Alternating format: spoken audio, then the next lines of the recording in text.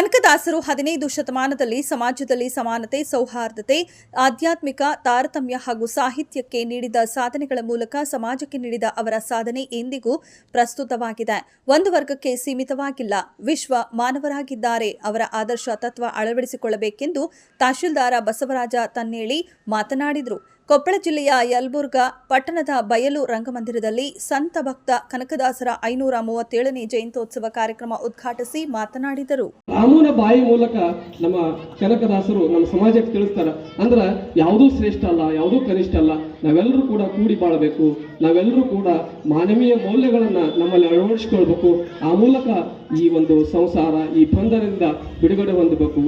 12ನೇ ಶತಮಾನದಲ್ಲಿ ಬಸವಾದಿ ಶರಣರು ಕಾಯಕದ ಮೂಲಕ ನಾವು ಮುಕ್ತಿಯನ್ನು ಪಡಿಬೇಕಂತ ಹೇಳಿದ್ರು.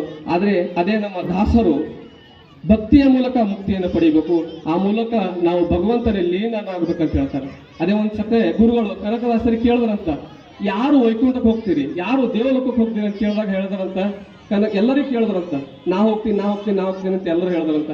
ಅವಾಗ ಕನಕದಾಸರಿಗೆ ಕೇಳಿದ್ರೆ ನಿನ್ನೇನಪ್ಪ ಒಪಿನಿಯನ್ ಅಂದಾಗ ಅವ್ರು ಹೇಳಿದ್ರಂತ, ನಾ ಹೋದ್ರೆ ಹೋಗ್ತೀನಿ ಅಂತ. ಅಂದ್ರೆ ನನ್ನಲ್ಲಿರುವಂತ ಅಹಂಕಾರ ಹೋದ್ರೆ ನಾನು ಹೋಗ್ತೀನಿ ಅಂತ ಹೇಳಿದ್ರಂತ. ಅಂದ್ರೆ ಮನುಷ್ಯ ಅಹಂಕಾರವನ್ನ ಬಿಟ್ಟು ಬದುಕಿದಾಗ ಮಾತ್ರ ಮುಕ್ತಿ ಸಿಗುತ್ತದೆ ಅಂತ ಹೇಳಿ ಕನಕದಾಸರು ಹೇಳ್ತಾರೆ. ಅವ್ರು ಸಾಕಷ್ಟು ಸಾಹಿತ್ಯ 14-15ನೇ ಶತಮಾನದಲ್ಲಿ ವಚನ ಸಾಹಿತ್ಯ ಕ್ಷೀಣವಾದಾಗ ಅದಕ್ಕೊಂದು ತದನಂತರ ಮಾನವೀಯ ಮೌಲ್ಯಗಳನ್ನ ಜನಸಾಮಾನ್ಯರಿಗೆ ತಲುಪಿಸುವಂತ ಕೊಡುಗೆ ಯಾರ್ದಾದ್ರೆ ಅದು ದಾಸರು. ಆ ದಾಸ ಸಾಹಿತ್ಯದಲ್ಲಿ ಅತ್ಯಂತ ಶ್ರೇಷ್ಠ ಯಾರು ಅಂದ್ರೆ ನಮ್ಮ ಕನಕದಾಸರು.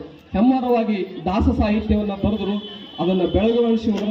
ಅಷ್ಟೇ ಅಲ್ಲದೆ ಕರ್ನಾಟಕ ಸಂಗೀತಕ್ಕೆ ದಾಸ ಸಾಹಿತ್ಯವನ್ನು ಕೊಡುಗೆ ಕೊಡುವ ಮೂಲಕ ಇಡೀ ಪ್ರಪಂಚದಲ್ಲಿ ಕರ್ನಾಟಕ ಸಂಗೀತ ಕ್ಷೇತ್ರವನ್ನ ಉನ್ನತ ಮಟ್ಟಕ್ಕೆ ಒಯ್ದವರು ನಮ್ಮ ಕನಕದಾಸರು. ಅಂತ ಮಹಾನ್ ಪುರುಷರ, ಅಂತ ಯುಗ ಪುರುಷರ ಒಂದು ಜಯಂತಿಯನ್ನ ನಾವೆಲ್ಲರೂ ಆಚರಣೆ ಮೂಲಕ ಅವರ ತತ್ವ ಆದರ್ಶಗಳನ್ನ ನಾವೆಲ್ಲರೂ ನಮ್ಮ ಜೀವನದಲ್ಲಿ ಅಳವಡಿಸ್ಕೊಳ್ಳೋಣ ಅಂತ ಹೇಳ್ತಾ ಮಾತನಾಡಲಿಕ್ಕೆ ಅವಕಾಶ